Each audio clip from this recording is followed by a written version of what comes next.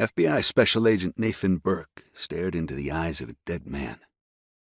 His confidential informant, Mohammed Ghul, was still alive, but unlikely to stay that way. Negotiating a deal between the Chinese triad and radical Islamists was an easy way to get murdered. Danger electrified the air.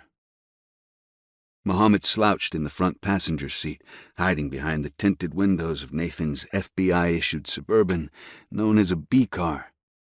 Eddie O'Shaughnessy, Nathan's partner in the FBI's Afghanistan-Pakistan counterterrorism unit, sat in back and watched a scattering of pedestrians wander down F Street Northwest in the heart of Washington, D.C.'s Chinatown. Few people braved the frigid March weather at 11 o'clock at night. "You're sure this guy's okay?" Mohammed asked. "I don't like meeting new people." "Key has as much to lose as you," Nathan said. "You certain you want to take this risk?" "The time for this question has passed," Mohammed said. "I'm too deep inside the cave to see light." Wind howled through the branches of a barren tree, and frost tinged the windshield.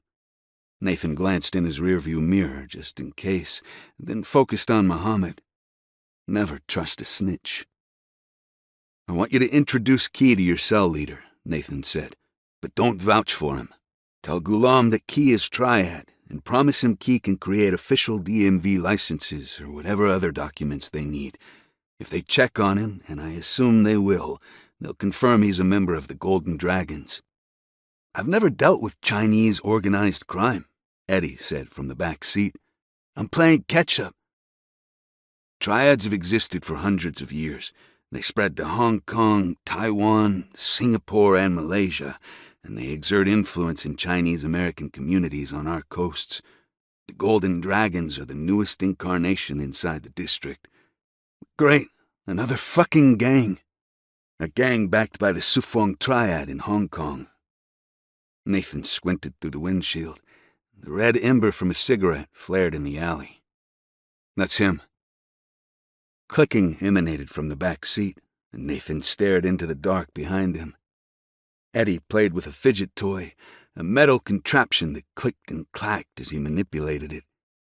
Eddie had some sort of anxiety disorder and claimed the distraction helped. "I told you to keep that thing out of your gun hand," Nathan said. "Sorry, I forgot," Eddie said. "Grabbed it without thinking." "Then think next time. I don't want to get killed because you can't draw your Glock." Eddie leaned forward between the seats. "How'd you turn Key?"